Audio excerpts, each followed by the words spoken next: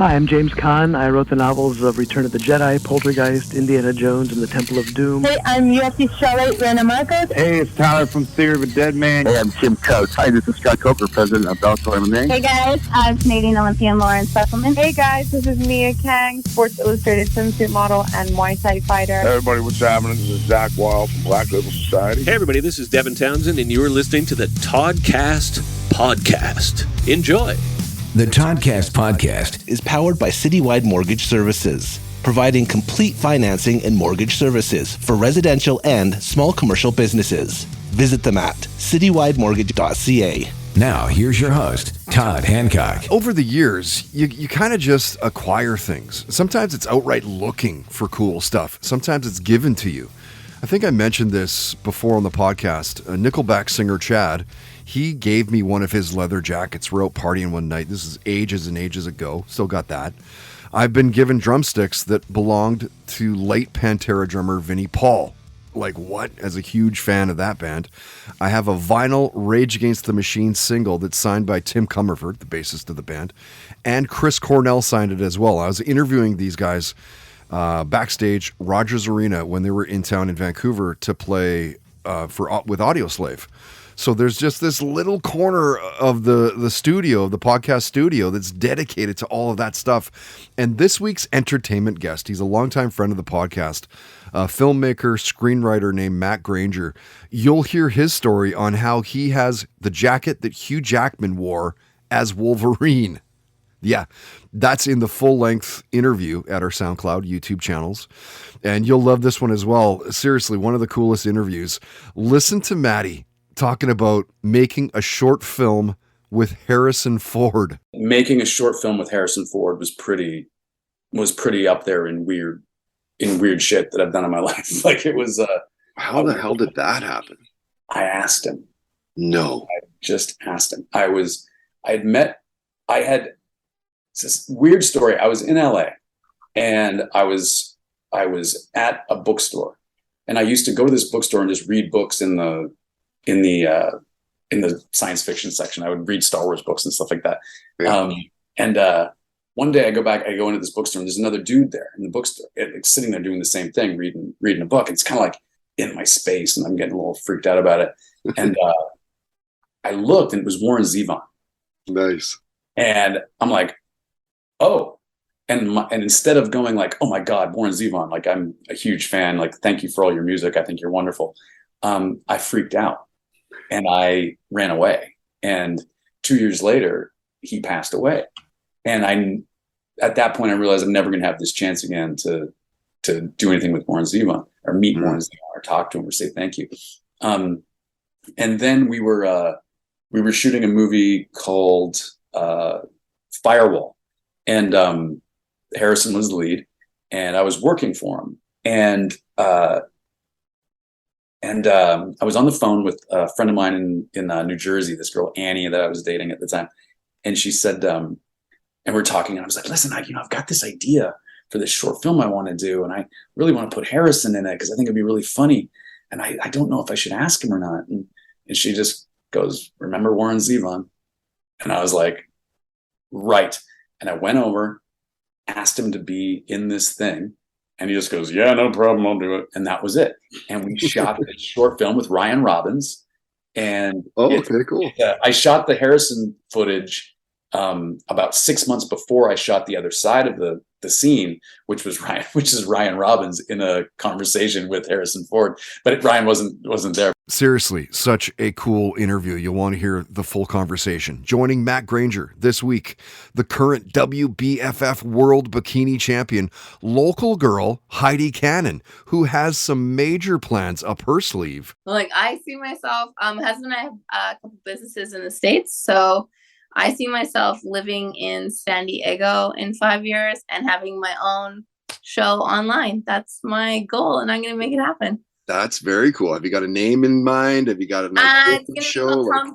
It's going to be called Tomboy, and it's going to be like this is kind of what we're doing. Like, I maybe shouldn't say this, but I'm going to say it anyway. In Vegas, when I go to CMAP, we're filming like a pilot for it to see where it goes. But basically, I go and I interview other women that are like me that are like cute and like to like shoot guns or like race cars or golf or, you know, do fun stuff. And then I interview these women. That sounds awesome. Right? Kind of fun. Yeah, right? Totally. That's cool. Chicks. That's cool. Like, how exciting is that to have like that all ready and planned out, and you're gonna have a film crew around you and shit? Well, That's this is awesome. what we're going for. So you never know where life takes you, right? That's the biggest thing I think I like to tell all my people, that like, I would never, like 5 years ago, I would never see myself where I am right now. So you never know like what doors open, you know? So I think that's fun in a way. You can have a goal and a dream, but like, I think if you keep working towards it, you know, be open to whatever happens, because there's lots of things along the way that you'll be like, holy shit, that happened, or like, what? Like, I have a chicken restaurant. Is that random or what? Because a year ago, I would not think that I'm owning a chicken restaurant, and we're opening another one next week, and I'm going to it. Like, it's just nuts, you know? Nice. Right? Go with the flow. Go with the flow. You never know what's going to happen. That's kind of it, right? Yeah. Not bad, right? This week, filmmaker Maddie Granger, WBFF World Bikini Champion Heidi Cannon, and you'll hear from this week's musical guest in just a minute. Coming up shortly, in Stop Me If You've Heard This Before, Bellator MMA fighter Denise Kielholtz talking about when you should enroll kids in martial arts. That is powered by our friends at FKP MMA. Learn self-defense, self-discipline, get some exercise as well, meet some like-minded new friends. My little guy Levi absolutely loves going. He goes a couple times a week for I think about the last year or so. So check him out, Vancouver's #1 training destination at fkpmma.com. And before we get to this week's musical guest, as you just heard, we have a new title sponsor, a hearty, warm welcome to Citywide Mortgage Services. Find them online, citywidemortgage.com. Residential, small commercial business mortgages, and something new to the podcast as well, the Mortgage Minute, tips and hacks on how you're going to save money on your next mortgage. First, let's get to the first of 3 Toddcast guests this week, David and Vanessa from the band Goodnight Sunrise. That is powered by Hand Over Hand Textiles, locally owned and operated here in Vancouver. Natural dyes. Saw some very cool socks and some shirts that were stamped with the marijuana leaves the other day. Just kind of surfing their site. Cool tablecloths. And I just love that they're using pure plant extracts, natural fibers. Mother Earth loves it as well. Find them at handoverhandtextiles.com. So a quick background, Goodnight Sunrise has been banging it out in the Canadian indie circuit for well over a decade and have carved themselves a nice little following along the way. This past summer, they played over 15 festivals across Canada and the world. The Talon Music Festival, a festival in Estonia with over 20,000 people. They played NAMM in California, Go North Festival, about 15 others as well. Pretty impressive stuff when you look at it.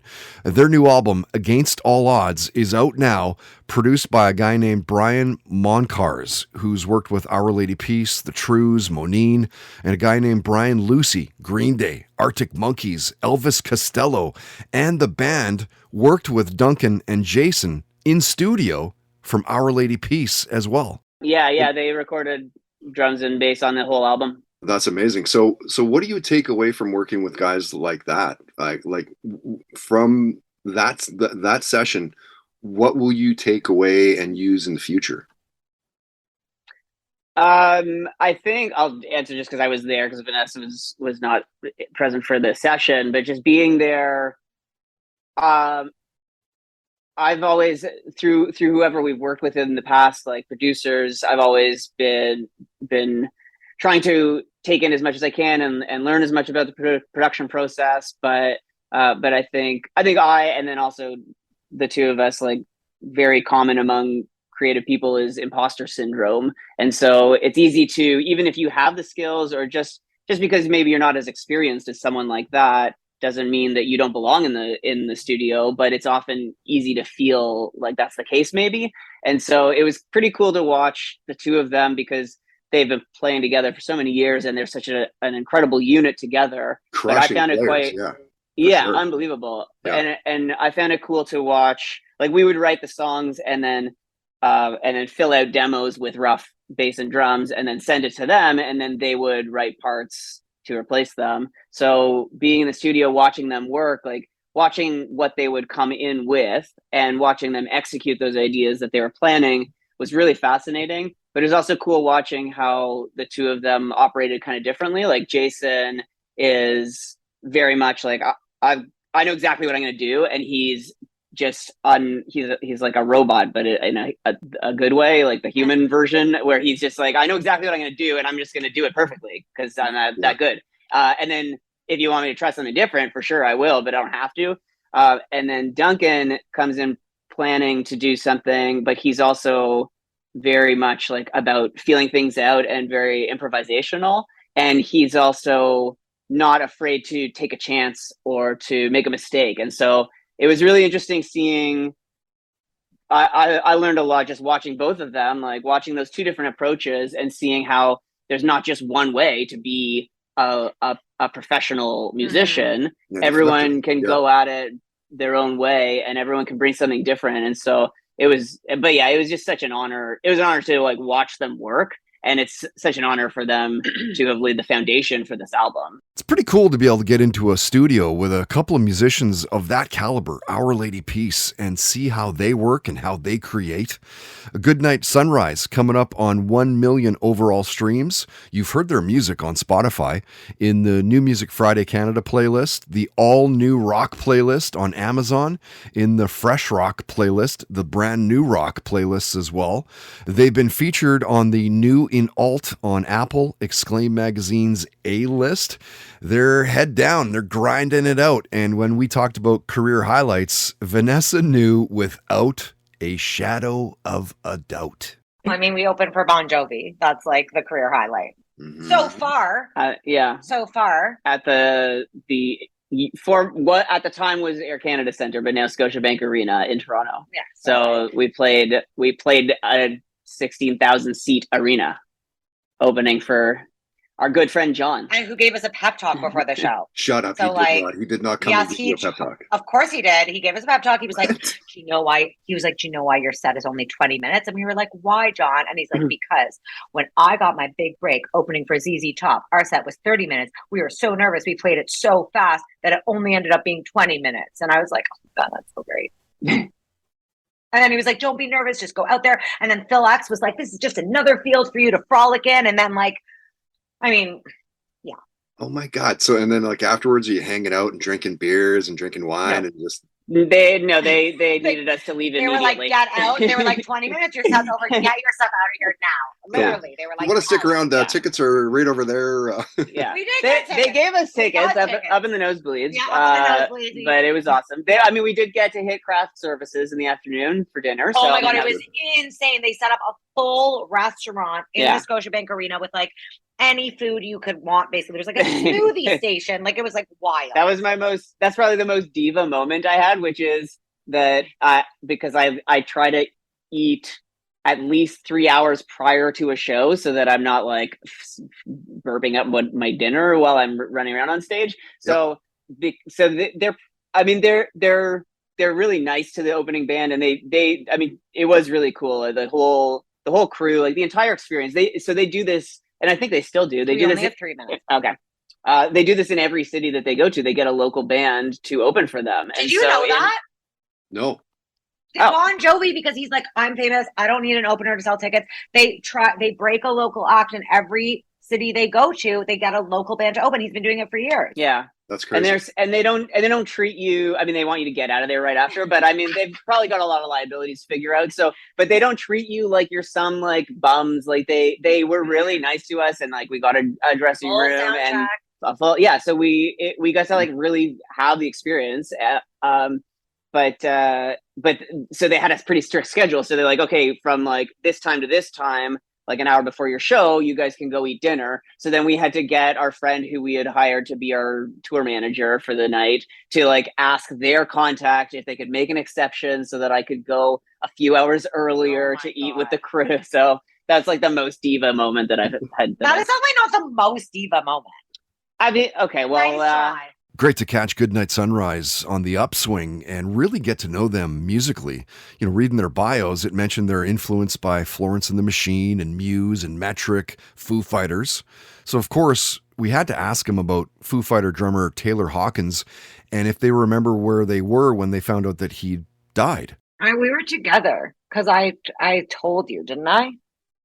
Didn't I see it on social media? And I was like, I feel like we were here. I can't remember. I can't remember exactly, but I definitely remember learning of it and being in disbelief as everyone else was. Yeah. No, I know. First time I saw it, I was like, oh, this can't be right. Like, there's no way. And then, of course, I start digging around like, holy fuck, it's right. My God. Yeah. I immediately went on like a very deep dive, like, because that's what I do. Like, I like immediately was like, what's going on? Like, do you know what I mean? I was like doing real like National Enquirer type shit. Totally because right. I was like, you want a reason, right? You're like, wait, what? Like, why? Like, something must be like amiss. Yeah.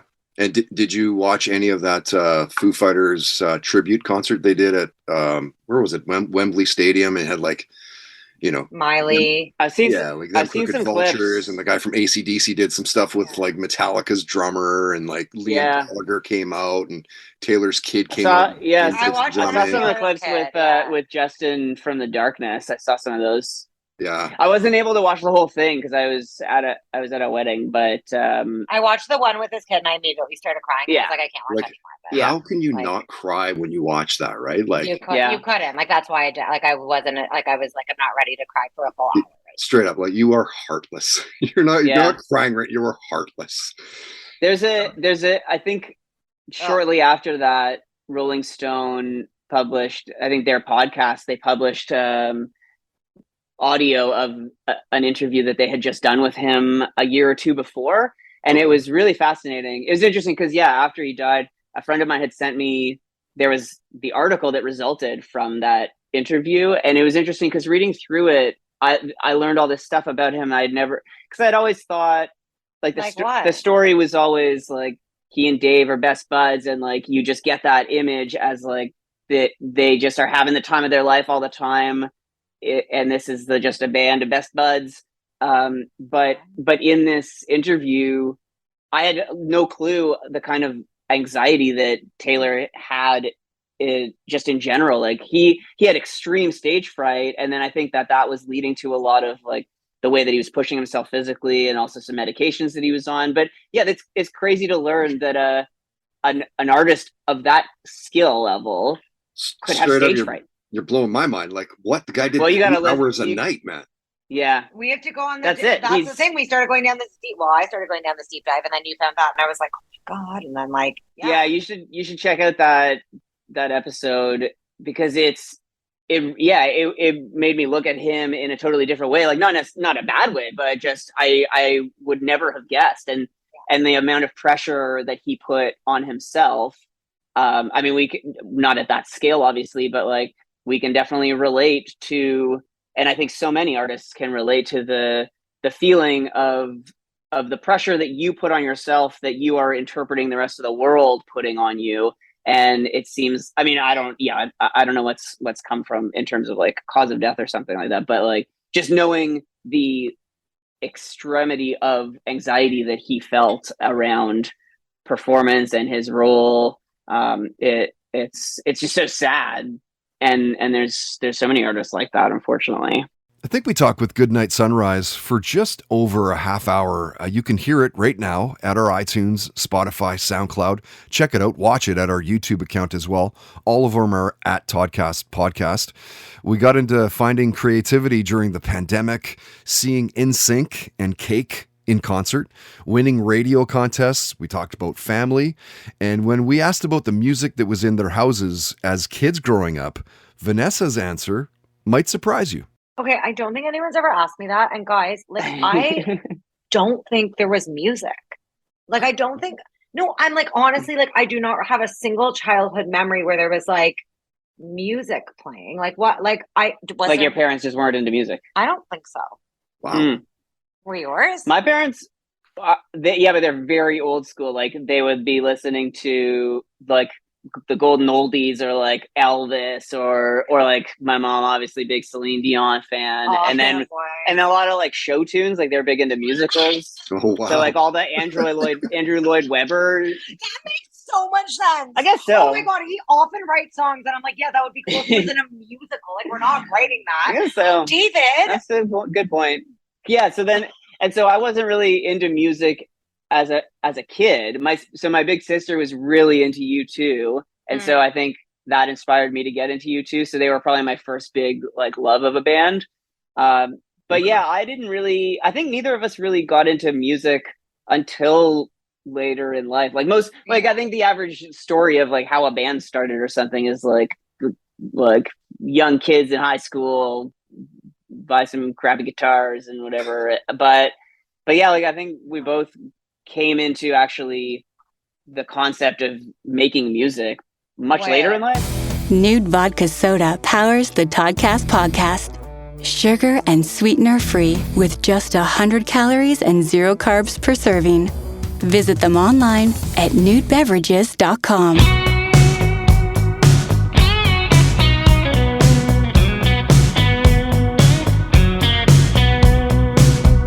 Judy was a troubled girl, was nothing personal, believe me.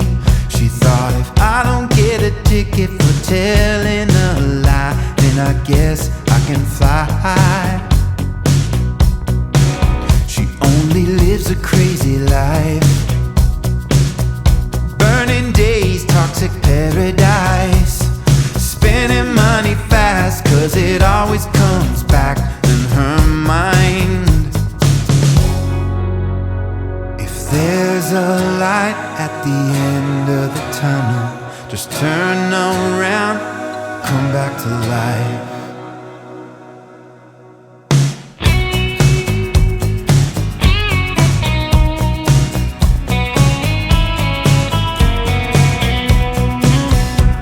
Won't give a second chance.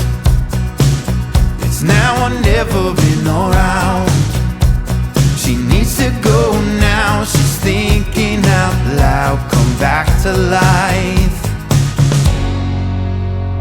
If there's a light at the end of the tunnel, just turn around, come back to life.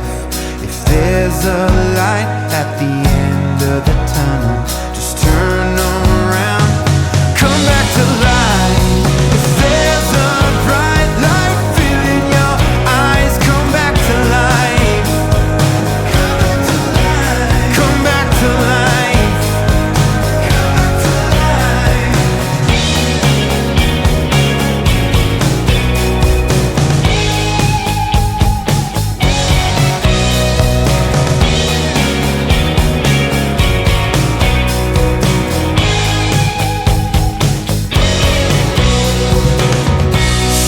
Hard all day and all night, no time to unwind, stuck spinning inside. She takes the pills just to keep her alive. No more goodbyes, she'll come back to life. If there's a light at the end of the tunnel, just turn around, come back to life. If there's a bright light filling your eyes, come back to life. Come back to life. Come back to life. Come back to life. Come back to life. Yeah.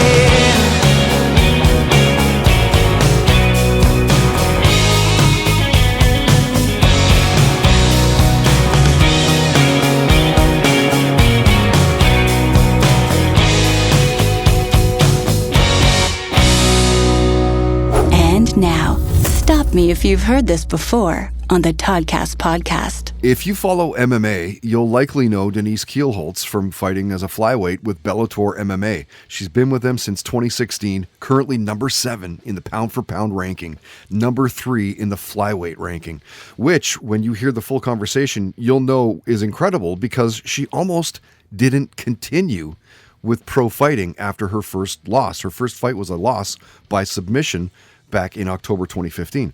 Denise is one of the best in the game. She's based out of Amsterdam, and when she jumped on a Zoom with us, we talked about family, how paramount her dad was in her having success, the pandemic, the lockdown, dealing with COVID. Of course, that came up. So did music. We talked about salsa, Latin, and Dutch.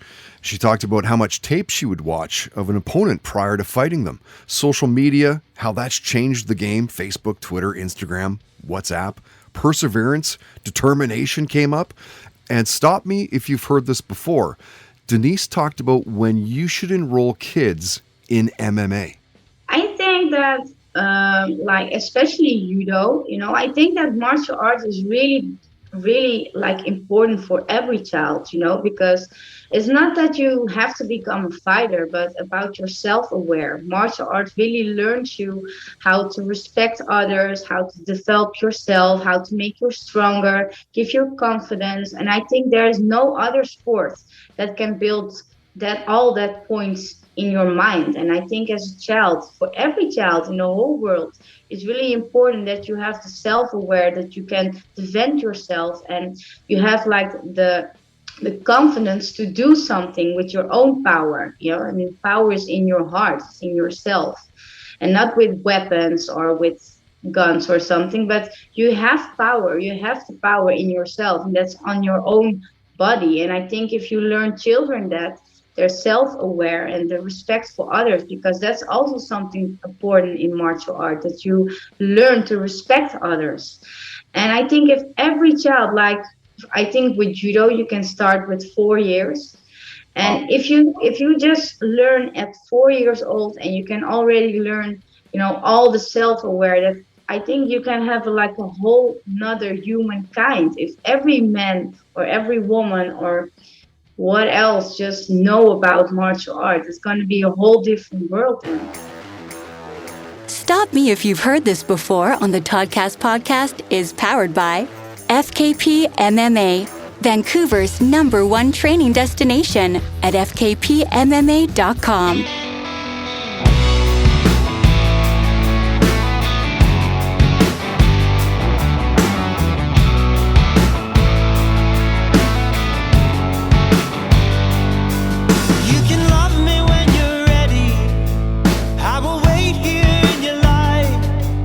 If it's all the time that you need, baby, I will stand here out of mind.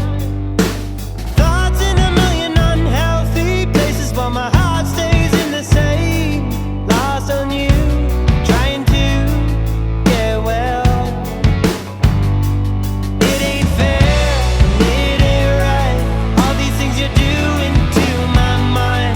How's it so easy for you? You tell me you need me, and turn around and leave me high and dry. How's it so easy for you to lie? Keep that in mind for the next time.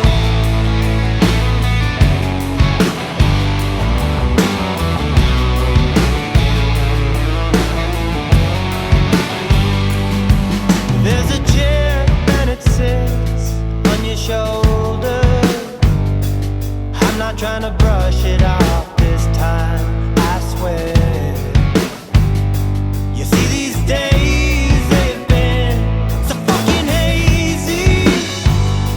Like all the love I thought we made was true, well, I guess it wasn't true at all. It ain't fair, it ain't right. All these things you're doing to my mind. How's it so easy for you to lie? You tell me you need me,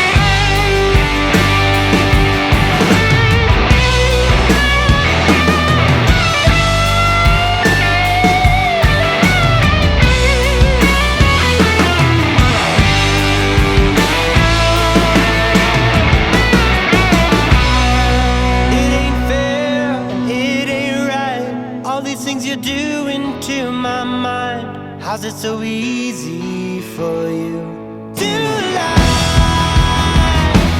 Tell me you need me and turn around and leave me high and dry.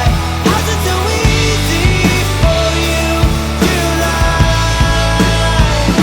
You say that you're lonely, even though you got me by your side. How's it so easy for you to lie? How's it so easy for you to lie? Keep that in mind for the next time. Oh, the next time. Keep that in mind for the next time. Yeah. Oh, the next time.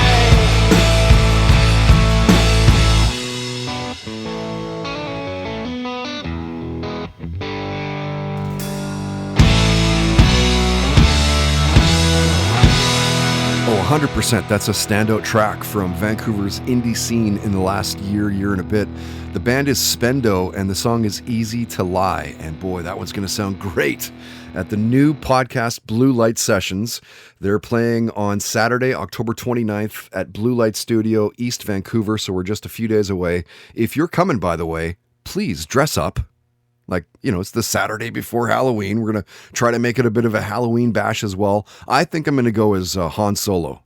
Tickets are $20. I think there's only a few left, so grab them right now through eventbrite.ca. It's brite.ca, eventbrite.ca. $25 if you wait for the door. Risk it at the door. It's a gamble. It's going to be a hell of a night, full band, acoustic performance.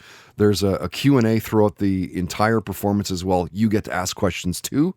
I hope you can make it out, come out and support the arts. Local band, local podcast, local recording studio. Played you a band called Wild Dove, and a relatively new song for those guys called Come Back to Life. And there is a very good chance that you'll see a podcast show with them in the new year. Was talking with their singer Devin about doing something, and he seemed super keen on the idea. So I think right at this point, it's just a matter of, you know, nailing everything down. So coming up in just a few minutes in Listen to This, pro wrestler Ray Lynn answers an impossible question: the 3 albums that you would need if you're stuck on a deserted island.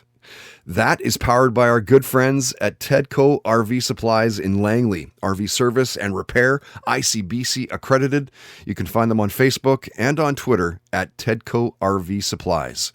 First, the second of 3 Toddcast guests this week is our sporting guest, the current WBFF World Bikini Champion, Heidi Cannon. To be honest with you, like the biggest thing I always say to people is, even if it's a shitty workout or like a, you know, going for a walk or something, like your natural endorphins, you just feel so much better after. Like you're just like something's better than nothing. For sure. I think people get this misconception that they need to, you know, put in like 2 hours at the gym solid. It's like my cousin and I have our own online program, like our fitness program, and our workouts are 20 minutes. That's it. Like they're max 20 minutes, because a lot of people don't have time. They're like, oh, but you can get a crazy sweat on in 20 minutes. Let me tell you. So where do people find that? It's called Fit in 6. So fit and then IN and then number 6.ca. So we have everything online, our Instagram, all that stuff. But yeah, and tons of programs. We have new programs every month that come out. The full talk with Heidi Cannon is close to 25 minutes. You can see it right now. We did it on Zoom at our YouTube channel. You can hear it on our social media platforms, iTunes, Spotify, SoundCloud, all at Toddcast Podcast. We talked about how she has a crush on actor Ashton Kutcher. She shared a story about seeing the Rolling Stones in concert. We talked about Fleetwood Mac, disco, Coolio, ABBA. And listen to what Heidi said when I brought up gambling and Las Vegas. I mean, I don't mind blackjack. It's kind of fun. But yeah, like blackjack, yeah. Yeah. Well, that's the one you actually have the most chance, you know, of actually beating the house is blackjack. Like that is geared the most to the player. Right. I agree with that one. Yes. Yeah, for sure. So what do you like when you go to Vegas? Have you been to Vegas? That's like my second, I feel like it's my second home. I've been married in Vegas twice. Are you married in Vegas twice? Okay, yeah. I had my stag in Vegas and it was insane. I was dressed head to toe in a red Mountie outfit, like what? spandex, with like the gum boots and the hat and the sash or whatever the hell it's called, and like so rad. That's awesome. The women loved that. They were pretty good. They wanted a big old mount, didn't they? Yeah. Yeah. Vegas is crazy. Vegas is I love it. We probably go at least like 3 times a year. Like my show was just or my competition's there every year. It's a big one. Right. So how long do you stay for? Just a couple days? Like you can't really stay in Vegas for much more than a couple, 2-3 days. Right? I was there for a week. Because we had to go for my competition. We had to go for it's like 4 days long. Yeah. So we had to go like before, and then I had to obviously stay after and like have fun and go Top Golf and drink my face off, which I did. So. Yeah. Yes, that's like my go-to. The next day was Top Golf, and one of my best friends came this time. She got married the next day, so that was so fun. Like it was. Oh, that's cool. Such an epic day. Yeah. Yeah. Vegas. I mean, and I think that I've been so many times on stags and stuff, and like good big groups of really good friends that like I just couldn't. I don't know if I could just do it myself now. Like it's got to be like there's a reason for it. Like it's a destination now, right? Something. Yeah. No. There's always something going on. I'm going down for SEMA show, which is a big car show in November. Yeah. I go and like do hosting and stuff, and that's lots cool. of irons in the fire. So even though she got married in Vegas, Heidi lives in Vancouver. She's a trainer at Fit in 6. She's the CEO of Mrs. Cannon's Kitchen. She's a 6-time cover model. And we talked about her love of Joe Coy's stand-up comedy. Funny guy.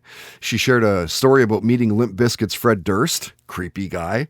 We talked about cheat foods and her first car, how that was a lowrider, and how she runs and owns SaharaNightsBellyDance.com here in Vancouver. Yeah, I've been doing that for, 15 years now. Like me and my dance partner professionally, we dance all over the Lower Mainland. We're pretty much the top Vancouver belly dancers now.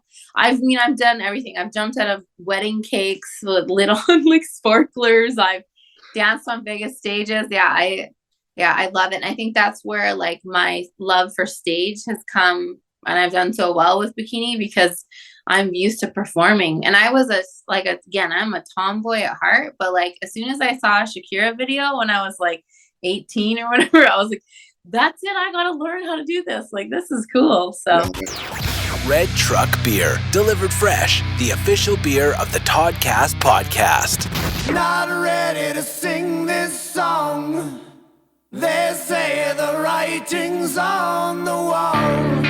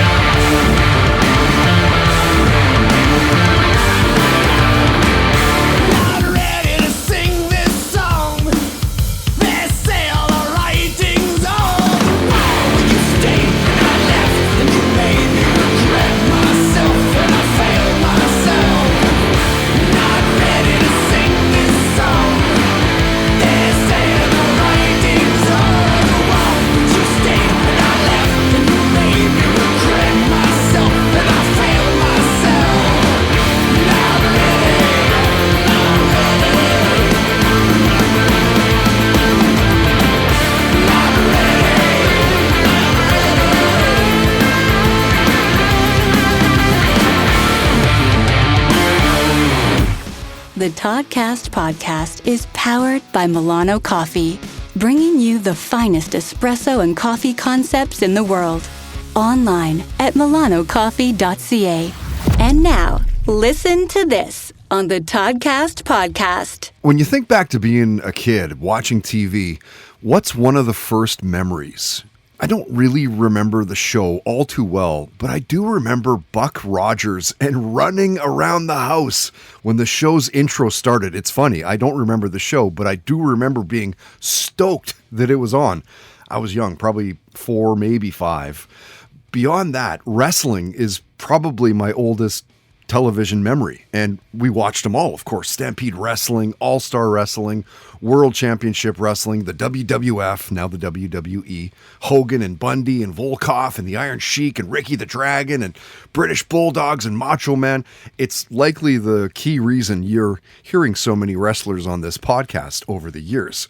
You've seen Ray Lynn on WWE Raw, AEW, Women of Wrestling, MCW Pro Wrestling, and when she jumped on the podcast to be a guest, we put her on the same week as Ozzy's guitarist Zakk Wylde because we know she's a huge fan, and we got into it with her, talking about binge watching shows. Aliens and the X-Files came up.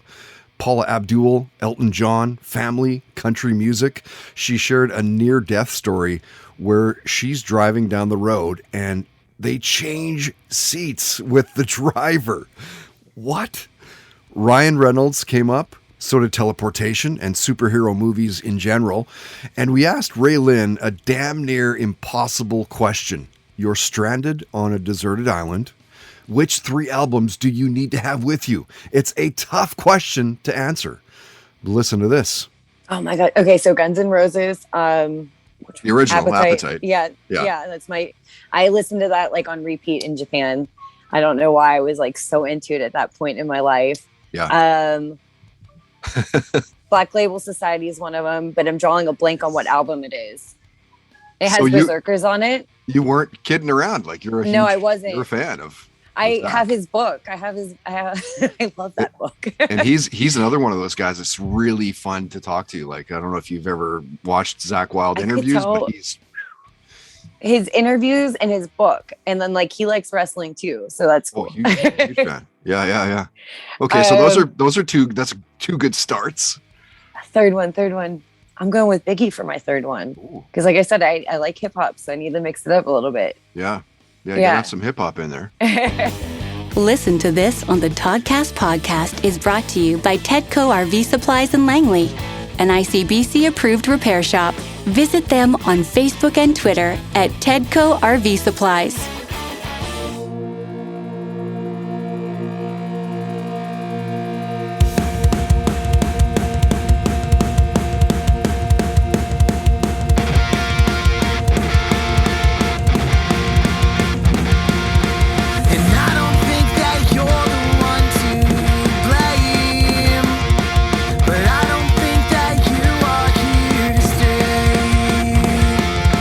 And I don't hear you calling out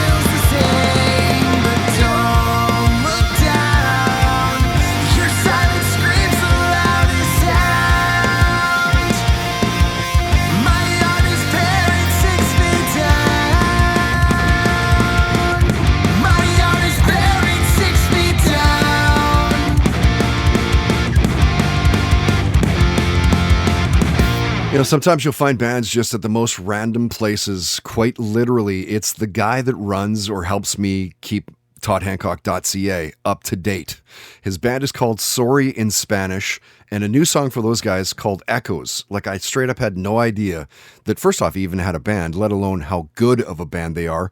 The lone non-Vancouver band this week, based out of Toronto, digging their sound and thought you might as well. Again, Sorry in Spanish. The song is called Echoes. I played you Dead Quiet, and that was their song called Forever Unsung, and they're playing a show at the Wise Hall. How about that? East Vancouver in a month, literally a month from now. November 25th, Neck of the Woods is on the bill as well, so expect it to be a crushing night. Arguably one of the heaviest local shows of the year. I'll be there, so maybe we'll see you there. Speaking of live music, find a small list of shows that are happening locally with the indie scene at toddhancock.ca. If you're playing a show or maybe you're checking it out, if it's indie, let us know about it. We'll post it up at the website. That is brought to you by Mystic Rhythms Rehearsal Studios. Over 40 years experience in the music industry. Locally owned, locally operated. Bands absolutely love it there. Pro jam space, amazing equipment you cannot lose. Find out more through mysticrhythms.ca. Okay, our final guest of episode 285, filmmaker, screenwriter, Matt Granger. This week's entertainment and lifestyle guest, powered by Canuck Auctions, Canada's largest memorabilia and collectibles auction house. Find them at canuckauctions.com. Matt's film career started in 1999 when he was a videographer on the original X-Men movie. Not a bad start to the old career. It's funny. It's like I've known Kevin Feige from Marvel for 20 some odd years. We were on the first X-Men together, and he was like an associate producer. So he was sort of like kind of like starting in the business and stuff like that. And so we used to sit around and talk nerd shit all the time. It was like all we did was talk nerd shit. And then he went off and turned into Kevin Marvel. Like it's just insane what he ended up doing. So. It is insane. And like the X-Men for me, like, I don't know about you, but like the X-Men for me was like the one that really truly pulled me in. Oh yeah. It was the franchise. DC, it was. anything. Like it was like the one, right? And like here you're like working with them in like what was it, like the late 90s, early 2000s? We did the first one in we did the first one in 99. And then we did it was, nobody bet on us. Nobody was in, I don't think they knew what it was. I remember a studio executive calling it a little Power Rangers movie. They didn't know. No. I don't think they knew what it was. And it was this little group of guys making this movie. And it was fire in a bottle. And we didn't know. Like, it was tough. It was a very difficult shoot. And I got brought in to be videographer, so I videotaped everything. And I think I shot about 180 hours of footage on that movie. You're going to want to hear the full talk with Matty Granger. It's about 40 minutes long. You can see it. You can hear it. Another Zoom chat at our iTunes, Spotify, SoundCloud, YouTube accounts. You'll hear him talking about binging Documentary Now and The Sandman. We got into superpowers. He shared a really cool story about working with Russell Crowe on Superman. Together, Matt and his brother Mikey are known as the Granger Bros, and they've been banging out phenomenal work for well over a decade. Visit their website, thegrangerbros.com. It's chock full of tidbits and really cool things. You may know the brothers from a horror short that they did called Chained, which they produced and co-wrote. That story was an official selection of Screamfest LA back in 2011. Got the 2012 Rincon International Film Festival Award of Excellence, and you'll be happy to hear that they're working on making that short into a feature-length film. Our sort of next big signpost that's ahead is my brother and I made a short film in 2011 called Chained, and it was part of remember Crazy Eights in Vancouver? They used to do the Crazy Eights Film Festival. Oh yeah. Yeah, it was part of that, and so we did that. Our friend Rahan came up with the concept, directed it, and Mikey and I co-wrote it with him and produced it. And so we've adapted it into a feature film, and we've partnered with a producer in LA named Brad Payton, who produces and directs movies with The Rock. He did San Andreas, Rampage, the Mysterious Island movies. He did those. And he's this big deal guy, and he came on board to produce this thing. And so with a lot of finger crossing and a lot of luck, we'll be hopefully shooting the feature version of this thing next year. Which is, of course, it's a horror movie. Yeah. It's a werewolf movie. It's an interesting take on werewolves. It's sort of a different approach. And this thing, the short itself won all kinds of awards. It's played in like France. It's played in I think in Rio de Janeiro. It played at Phil Anselmo's. Phil Anselmo did a horror movie festival down in Austin. Okay. Yeah, if you haven't seen Chained, the short film, give it a quick search, check it out. It's like maybe 15, 17 minutes, something like that. It's very cool. The premise is great. Really hope they're able to work things out and bang out a feature-length version of that. Great to get Maddie finally on the podcast too. We covered a lot of stuff. We covered it all. Like winning MTV's contest to spoof a Quentin Tarantino film, how Quentin Tarantino picked their movie. They got to hang out with the guy as well. We talked about working with Guar on their graphic novel, how DC Comics absolutely nailed the Watchmen movie. He talked about reading obsessively G.I. Joe comics as a kid. And since Matt worked on I, Robot with Will Smith, you gotta know that I asked him about the Chris Rock slap. That just wasn't the dude that I know. Like, what the hell was that, man? It's so like, and then did you see like the videos after that was like from an older movie and is exactly played out like how it came out in that old movie? It's like, was that fucking around? Did we get played? Like, it's so weird, right? It's just, it was weird because to me, that was not the dude I knew. You know what I mean? And like, I remember one day we were on set and they called Will to set. And I was with him when they called him, and we were on our way. We were going from the trailer to the soundstage, and there was a PA sitting in a parking lot. And I'll never forget this kid. He was all like slouched over, like just dejected, like was clearly like not living out his movie dream. And the best thing I can describe that he was doing was guarding a bucket of cigarette butts. It's the only way I can describe what he was doing. Like there was a bucket of cigarette butts there, and this kid was sitting next to it, going like, "Well, I guess nobody's going to steal these." And it was pouring rain. He's in his rain gear, and as we're walking the stage, Will clocks this guy out of the corner of his eye, and he looks over and he sees him, and he immediately beelines for this kid, and goes over and he stands him up, and he goes, "Hey, my name is Will," and he shakes his hand, and I watched this kid just kind of like start to lift up, and he goes, "Hey, what's your name?" And the guy told him his name, and Will's like, "I'm Will. It's good to meet you," and blah blah blah. And then he said, "You know, you're doing a great job. We're all working on the same movie, and we're all pulling in the same direction. And I just want to know you're doing a great thing here, and you're just as important as I am in this mix and all this stuff." And I watched this kid just sort of rise up, you know, and just did this thing. And so that's the Will Smith that I knew. You know, well, I think that's the Will Smith that we all knew. Yeah, but it was real. You know what I mean? That's what made that event so baffling to me. Yeah. Was that was the guy I knew was the guy who was helping the kid in the parking lot feel good about himself. Do you know what I mean? Yeah. And so it was a weird thing to see that. Toddcast Podcast entertainment guest visits are powered by Canuck Auctions, Canada's largest memorabilia and collectibles auction house. Find them online at canuckauctions.com.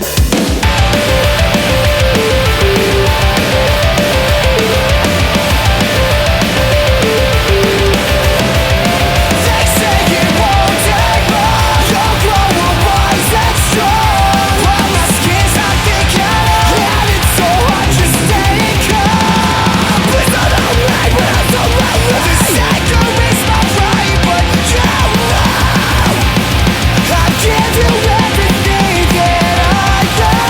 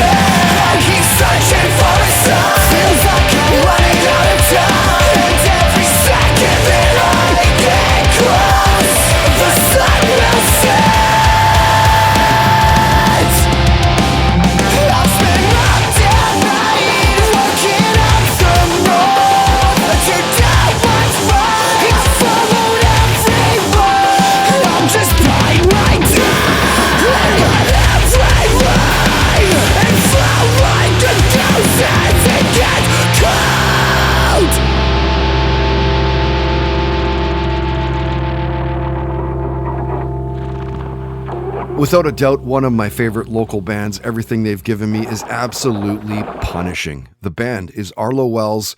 Great song for them called Ghost, and patiently waiting for another show out of these guys.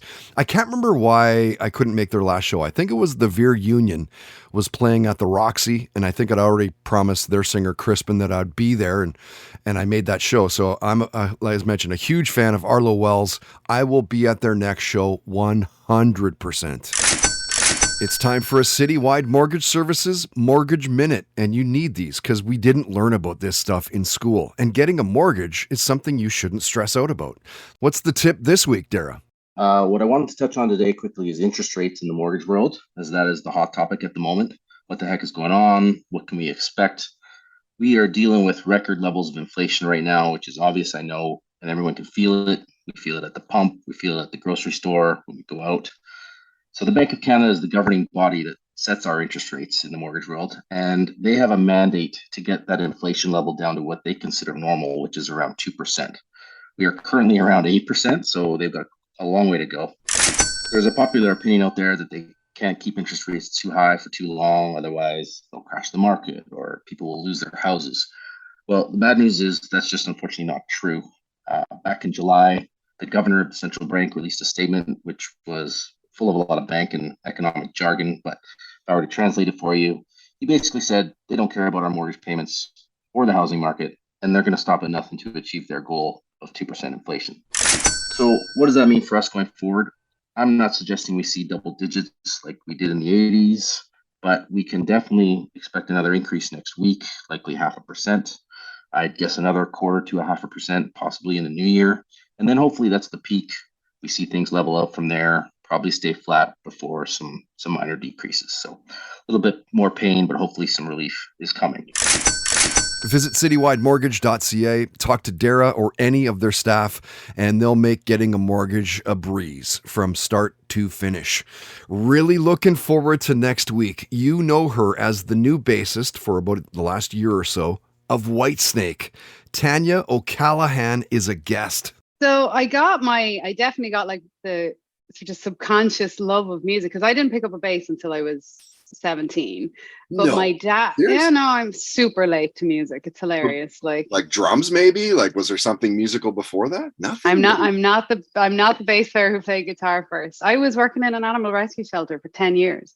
Wow. And everyone thought I would be a vet or a marine biologist. And then I picked up a bass when I was 17, and I was like, oh shit, I love this. Yeah. But my dad has a very deep rooted love of music, although nobody plays music in my direct family. So I grew up with his vinyl collection, definitely, like in, subconsciously, the Zeppelins, the Floyd, like everything across, like Willie Nelson, like real country, as I call it, not like manufactured pop country.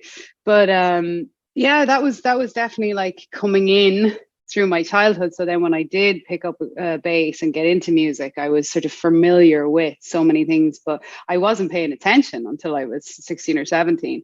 But my little town is very musical. So I was always surrounded by musicians, and like Mullingar is known for musicians coming out of it. So all your friends are all in bands. I worked in the bars that the bands played in, but yeah, it was really 180 at about 17 when I picked up a bass. I was like, oh, I really like this. And then I was joining bands left, right, and center. And it was just like, way we go.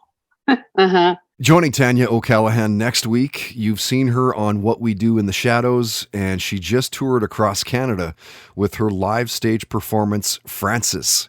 Actor, comedian Laura Ramoso is a guest, and he's an NHL UFA. Nate Thompson is a guest next week as well. Big week, a good week. So please tell your friends about what we're doing here. Of course, want to give huge thanks to all of our wonderful guests this week. Goodnight Sunrise, David and Vanessa. That was fun jumping on a Zoom with you guys. Once again, congrats on that beauty new album. WBFF World Bikini Champion Heidi Cannon, thank you for taking some time to join us as well. Keep kicking ass and taking names. And filmmaker, screenwriter Maddie Granger, it's about time to get your ass on this podcast. You're a good shit, man. Proud to call you a buddy. Your career and the things that you've worked on is simply mind-blowing. And that's going to do it for this one, episode 285. My name is Todd Hancock. Thank you so much for listening. If you, again, like what you heard, please tell your friends about us.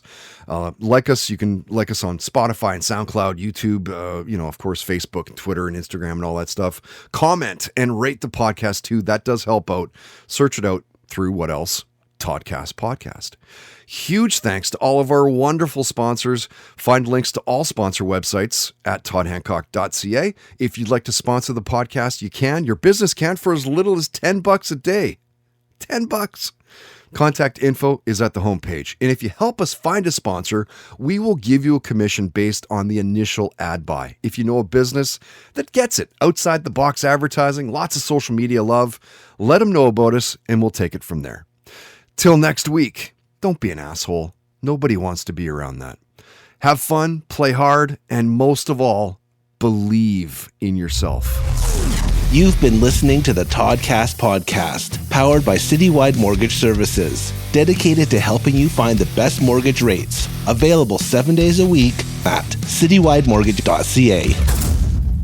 Goodbye, Kyle. Did the sound of those words call to you like Pavlov's dog? Then you might enjoy our podcast, Turtle Time. Every week, you can join me, Riley Hamilton, and my co-host, Amy Scarlotta, as we cover the most pressing Bravo news and dig into the new episodes to answer important questions like, who the hell is Adrian Malouf in this world? Listen to Turtle Time on Apple Podcasts, Spotify, or wherever you get your podcasts. New episodes every Wednesday and Friday. Reality TV is messy. Pop culture is louder than ever. And the internet completely unhinged. Welcome to Roxanne and Chantel, the podcast where cousins Roxanne and Chantel break down reality TV, celebrity drama, and the stories everyone's texting about. We recap the shows, spill the headlines, and sit down with the stars themselves. No filter, no boring takes, just the tea. New episodes every week. If it's trending, we're talking about it. This is Roxanne and Chantel. Let's get into it. You've watched them from the outside your whole life. On TV, on stage, on the cover. The success that always looks like it happened to someone on a different planet. But what if it didn't? I'm Evelyn, and I've spent over 25 years in entertainment, producing for some of the biggest names in Hollywood. And here's what I learned. The distance between you and them, it's a lot shorter than anyone's letting on. On my podcast, Reppin', I sit down with the people you've been watching, and I ask them who they actually are. Not the brand, the person. Where they started, what it cost them, what almost broke them. Their grit, their courage, their resilience, and the lessons they've learned, it's all yours for the taking. Reppin', wherever you listen.